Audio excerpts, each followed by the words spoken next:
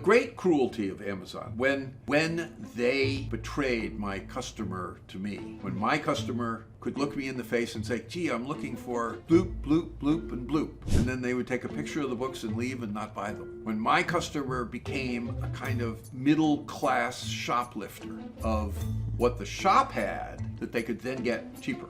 I think there'll be 100% increase in shops. Bookshops, hat shops, shoe shops. If we can get through some of these hideous, horrible, idiotic wars. How has the introduction of Amazon changed shopkeeping? Well, the great cruelty of Amazon, the great cruelty, when between you and me, when we really became opponents, was when they betrayed my customer to me. When my customer could look me in the face and say, gee, I'm looking for bloop, bloop, bloop, and bloop. And then they would take a picture of the books and leave and not buy them. When my customer became a kind of middle-class shoplifter of what the shop had that they could then get cheaper. Which meant it's a little bit like coming between the doctor saying, say, ah, because I'm supposed to come out there and you say, gee, what do you have on, Art Deco shop design? And I bring out, 15 books. That's what I'm supposed to do. But Amazon made it you couldn't do that. Because it didn't take long for you to come out and bring out the 15 books and then have somebody not buy one. Yeah. And you learned. And but some of it is evening out. Some of it is lost. But I think probably in the next. The other thing is, I think there'll be 100% increase in shops. Bookshops, hat shops, shoe shops.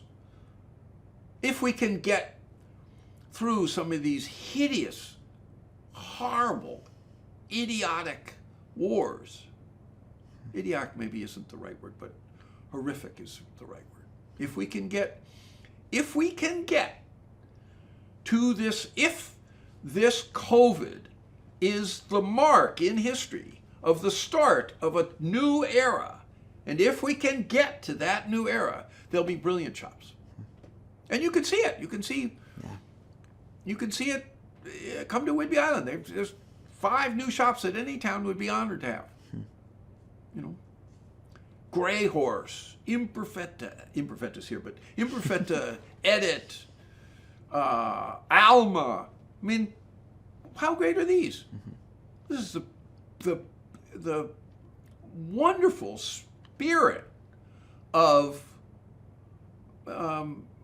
presenting with a great hope and a great eye.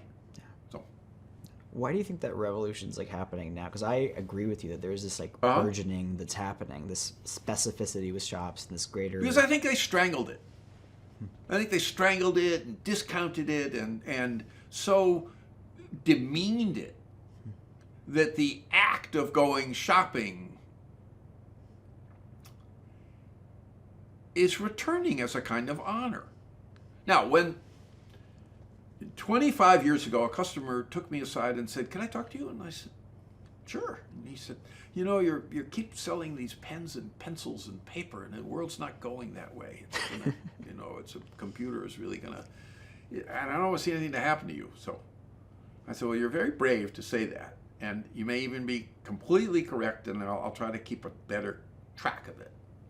But in 25 years,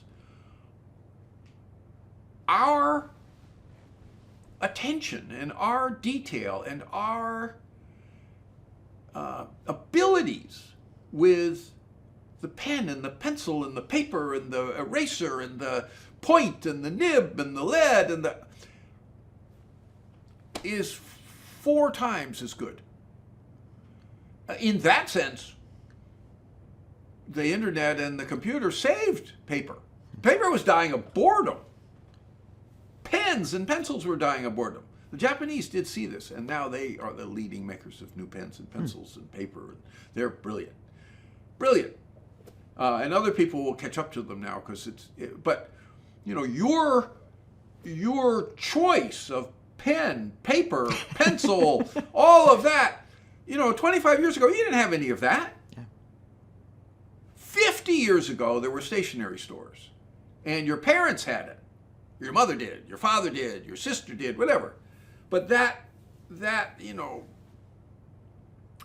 the computer and the simplistic stupidity of the 70s and the 80s for culture, it just wore all that out. And but now it's back in a storm. You know, in a storm. People come in, yeah, do you have anything with better paper than this? I mean, come on. You have, you know, anyway, so and that is a shop.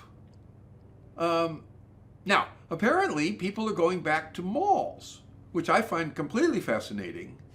They're going back to malls as a social act. Yeah. And I find that just fine.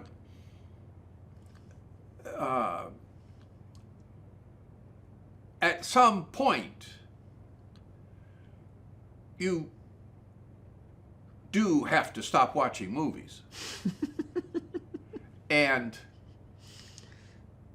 I mean, you can take it to the end, but you'll do better if you don't. And at some point, you have to stop watching movies. You have to walk. You have to see people. You have to have a life. You have to see the person you're with and walk about with them. And you have to take your children or your friends, or you have to be out. And the mall betrayed itself and paid a terrible price and all of that. But there are some wonderful designers, a brilliant French firm doing brilliant housing in horrible relics of 60s housing, converting them into these brilliant new, which is not an easy job, which you only do by passion. And that's why you'll have more shops.